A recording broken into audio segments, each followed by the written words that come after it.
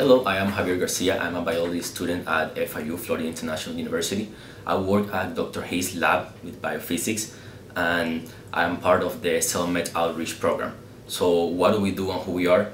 Well, we are trying to bring what the CellMed project is doing in the lab and boil it down to a level that K-12 students can understand, because you cannot speak at a scientific level to kids from ages ranging from maybe 5 to 15. You have to be able to break it down, and in order to do that we use a models-based approach.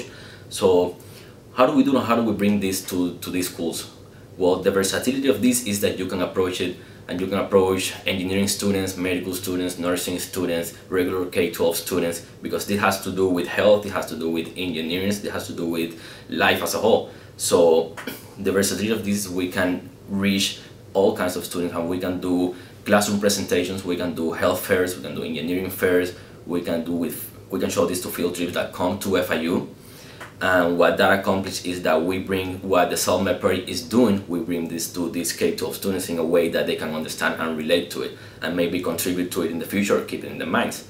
So how we do that is we use a models-based approach. What do I mean by that?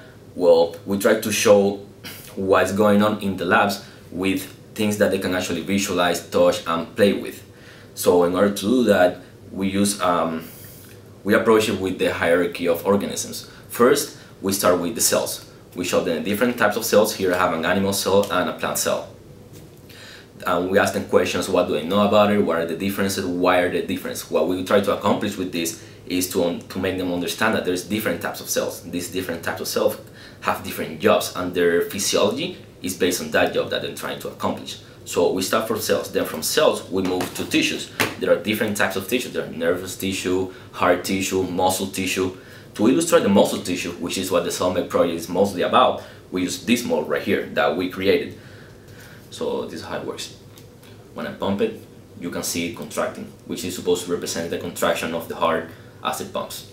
Now from there, what CellMed is trying to accomplish is to create a patch that can heal the heart, because we know that heart problems is one of the leading causes of death here in the US and the world. And these kids, they know that. And we are trying to contribute to that, because this is something that might affect them in the future, and we're trying to fix that. So this patch that CellMed is trying to create brings together all the medical field, the engineering field. What the engineering is mostly concerned about is the properties of the patch itself. So to illustrate that, we bring these little 3D printed structures here. So we try to explain, okay, so what is the patch? What are the properties that the patch needs to have? Well, the patch needs to be non-toxic. It needs to dissolve when it goes in. It needs to have all the properties required to make the patch work.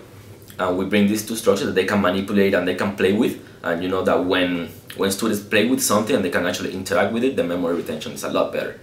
So we have these two little scaffolds here. One is highly flexible, one is a lot less flexible.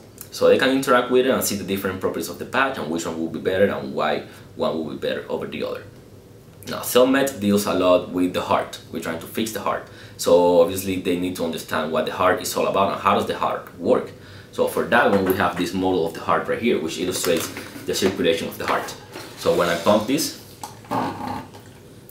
the blood fills into the right ventricle, from there it goes to the lung, from there it goes to the left ventricle, and then it circulates to the body. So with this, we're making the students understand how the circuit of the heart works. Now, we have different students ranging from early ages to high school age. Now, you know that you cannot talk about cardiomyocytes or heavy science to a kid that is 6 years old. So how do we adapt to the high school level, middle school level, and elementary school level, where we have different levels of interaction? For example, you cannot talk about the difference in cells to a kid that is 8 years old. They will be more interested in playing with the heart circulation model or playing with slime.